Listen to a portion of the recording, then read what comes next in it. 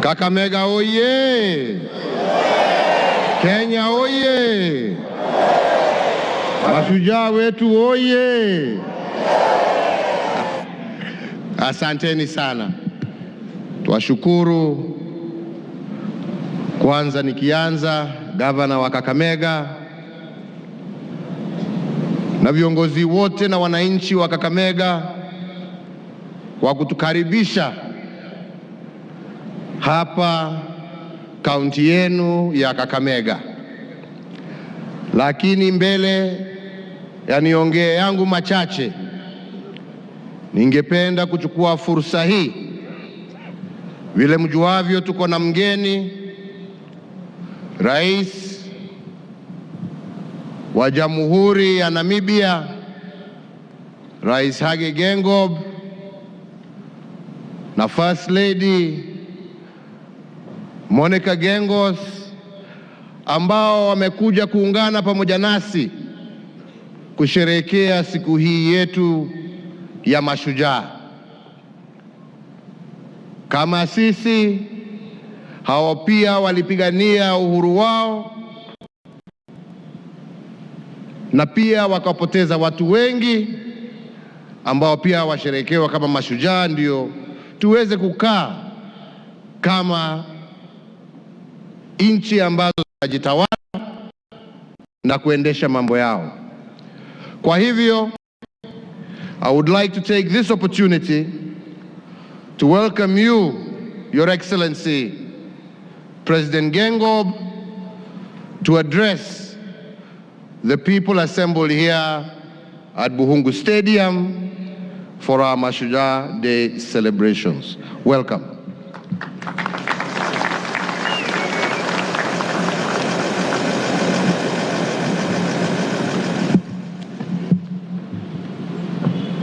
Habari.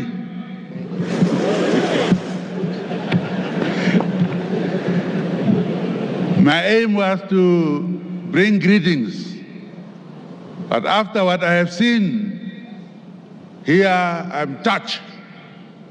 Firstly, I believe in saying that inclusivity spells harmony. Exclusivity spells conflict. Today I am standing here, very proud African, to have witnessed my brothers here, both of them that I know very well. And during the struggle, those of us who were struggling knew Mzee Kenyatta and also knew O. Now my speech will just be to invite two of them to come and join me here. Oh, he's gone. Oh, he spoiled my game. I would like two of you to come here. And the Vice President. Oh, this side. I don't know the protocol. My whole speech is ending here. The other one I'll distribute. What I have observed here since I came to Kenya and Nairobi, firstly, the development of the city. I didn't see the whole of the country, so city. And to see what I have seen in the television, that two of the brothers came and said he is my brother. And they hugged. I didn't believe it. Now here it is. This is Africa. Congratulations. Thank you, brother. You are leading and you are a revolutionary. Thank you. Thank you. My speech is here. I'm touched. Thank you very much. Asante sana.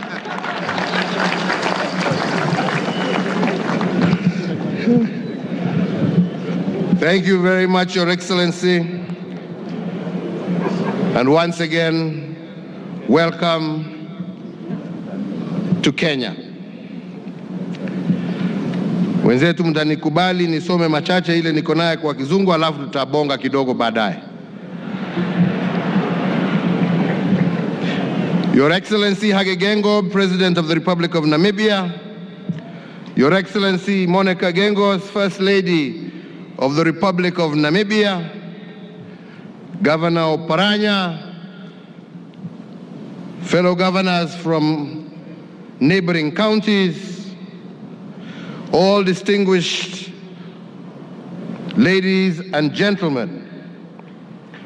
Let me begin by thanking my brother, President Geingob, for visiting our country and taking time to celebrate with us Mashujaa Day.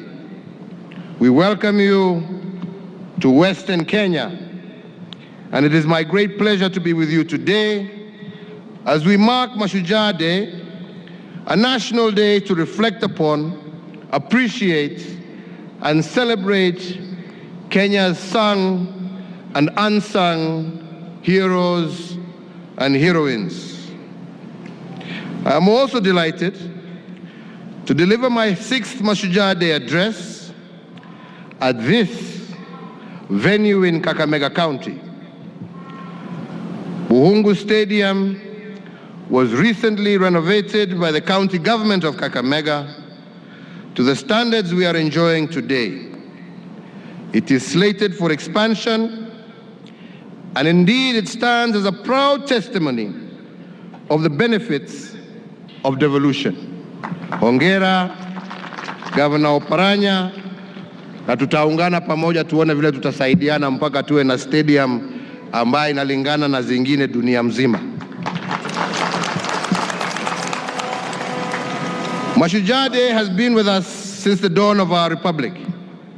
It is a day to remember, reflect upon, and celebrate all examples of Kenyan heroism, great and small, well-known and unknown, by all except the few who witness it.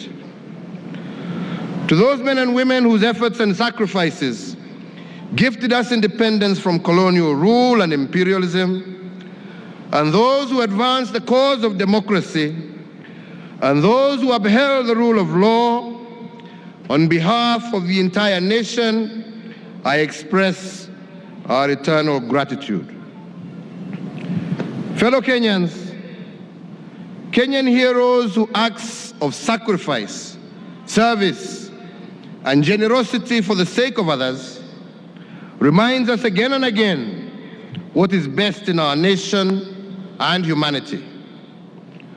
Our heroes come from all occupations and from every part of our country.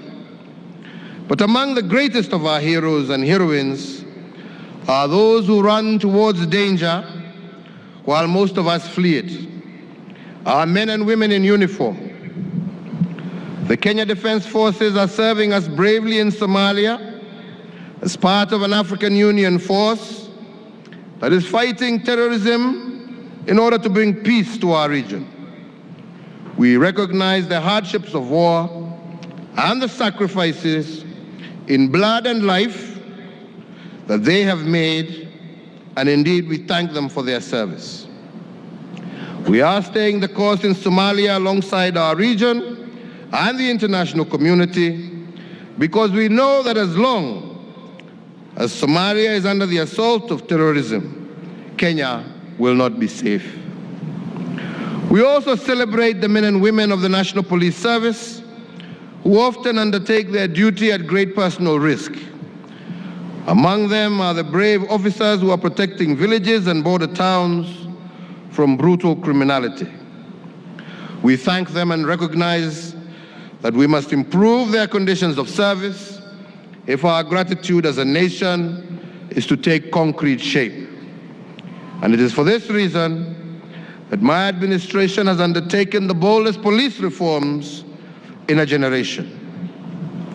But we also thank our Kenya Wildlife Services, our forestry services, and all our disciplined people who day and night risk their lives to protect this beautiful nation and her people.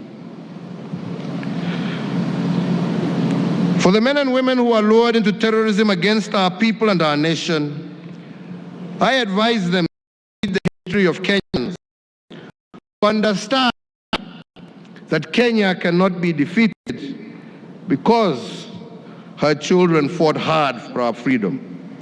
And we will never allow this country to be destroyed by any person or group of persons. I join other Kenyans in thanking the men and women who are preventing and reversing radicalization in our country. We also recognize that they come from every walk of life. Some from the security services, others from civil society, and most are relatives of those. Preventing and reporting radicalization is an act of love for the individual targeted, our communities, and the nation. Sustained prevention will require us to work together as a nation, and I therefore urge counties to formulate strategies, launch and implement a county action plan to prevent and to counter violent extremism so that we can all join hands in protecting our nation. Today, as has been said, we celebrate Kenya's high. Our record-shattering athletes like Eliud Kipchoge demonstrate our talents and confidence. Our scientists and innovators, such as the medical team that separated the co-joined twins, Blessing and Favor at Kenyatta National Hospital, our young computer specialists who have the courage to bring to life new technologies, and who bravely embark on delivering new services to Kenyans and the world. We celebrate the millions of workers who every day strive to faithfully perform their responsibilities and provide for their teachers, for their families. We recognize too our teachers who are passionate about developing our young minds and impart good value, and our farmers who toil our land to produce food to feed our nation, our doctors and nurses who are at their duty stations daily and working hard and honestly to earn and save life.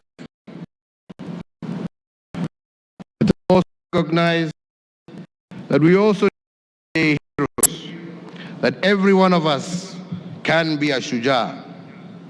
The power to do good and contribute to the transformation of our country lies with each and every Kenyan.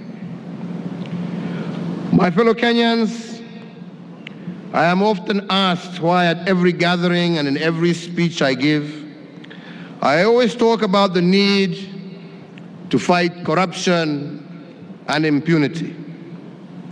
I do this because corruption and impunity undermine our unity, prosperity, and happiness as a nation.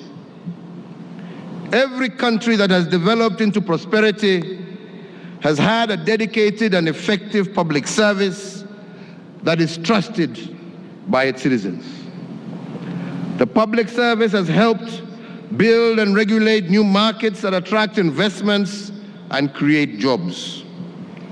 It requires public servants who are innovative, but most importantly, honest, not those who use their positions to enrich themselves or favor certain groups in their service provision. My administration is taking measures to bring accountability to the public service. These include the fresh vetting of all senior accountants and procurement officers, as well as enhanced lifestyle audits. We have also provided resources to our investigatory agencies that are working to bring cases against the corrupt in order to deter these crimes. To consolidate the gains we are making, the EACC should promulgate regulations and guidelines to enable all investigative agencies to access wealth declaration of all state and public officers. Further, both the Directorate of Criminal Investigation and the Ethics and Anti-Corruption Commission will also be streamlined so that they can complement each other. I have also in the process directed actions that will reduce wastage of public funds and make government departments more accountable and efficient. I am indeed aware that every taxpayer's shilling is hard-earned and that it must be translated to services that make a positive impact in the lives of our people. I want today for everyone in Kenya to know that no matter your standing in society, we are all equal before the law. Cases against corrupt acts are being built against persons who may have thought themselves untouchable. And the ongoing prosecutions will not just be limited to senior public servants who betrayed their oaths of faith of office, but also their accomplices in the private sector, including the professionals who aid in the laundering of stolen public money. My fellow Kenyans, we must accept that corruption is lethal, and as such, we must do all within our power to eliminate it. Fellow Kenyans, I and most Kenyans are deeply concerned about the number of serious road accidents, including the one that recently happened, killing more than 40 people just because of the greed of a few of our servicemen. I expect the National Police Service to take every measure to combat the culture of that our cars are not or are being recklessly to remain on the road. Going forward, I direct the Ministry of Interior and the police leadership to take every step to reverse the situation, especially in taking advantage of the new police reforms to deliver a noticeable improvement in the regulation of traffic. Equally important, passengers and drivers must be responsive to safety. If you are in a matatu being driven recklessly, speak up as a group and refuse for your lives and those of other road users to be endangered. Fellow Kenyans, it would not be right for me to fail also to applaud all honest and hard-working public officers and police officers. There are many of you within the ranks of government. And on behalf of the people of Kenya, I thank you for remaining resolute, especially on this day that we celebrate our heroes, for you too are heroes. Ladies and gentlemen, I ask you all, in the love of our great nation, to join me in fighting this evil. Let us shame the corrupt and refuse to honor them. And let us teach our children to protect their reputation and that of their family by growing up to be honest adults. Fellow Kenyans, I know that Kenyans are going through tough times in terms of livelihood, and I am committed to ensuring that these difficulties come to an end as we all work hard together to structure our economy so that it grows strongly in ways that improve and impact on the daily lives of Kenyans. When I was seeking your mandate for a second term, Kenyans put it clearly to me what challenges they were facing and those that needed to be prioritized. They said they required a decent roof over their heads, to be able to afford to have food on their table, to access affordable health care, as well as jobs for our young people. And hence the Big Four agenda is designed against this backdrop and is being implemented to make real differences to the lives of our people. We aim to deliver 500,000 affordable housing units by 2022, universal health care for all, food and nutritional security, and sharply grow the manufacturing sector and value addition of agricultural products. What this means is that carpenters and builders will get a lot more work and more farmers will prosper, jobs will be created in factories, and these in turn will create even more work for Kenyans. Jobs also will be created and livelihoods improved as we also begin direct flights between Kenya and the United States that will begin in a week's time. And in this regard, we are proud of the work that has been done by our teams to meet the high security standards that these direct flights require.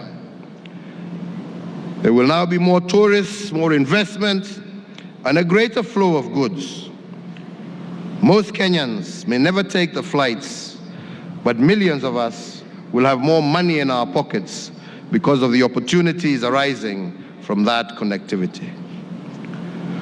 We also do better in supporting our farmers, whose hard work is the backbone of our country's economy.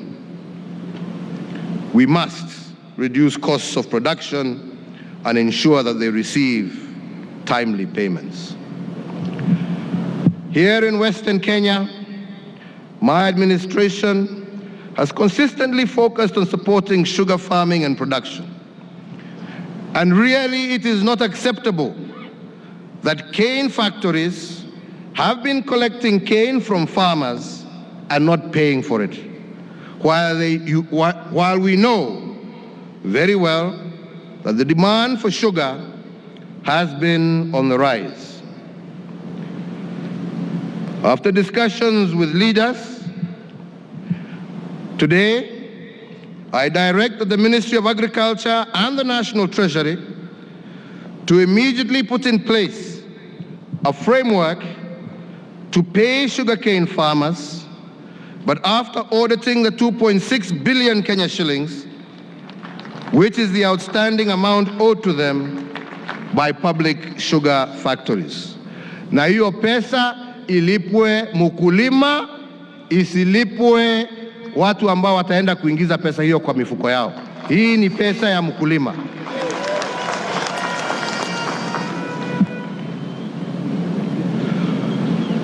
On the part of sugarcane farmers, I also encourage you,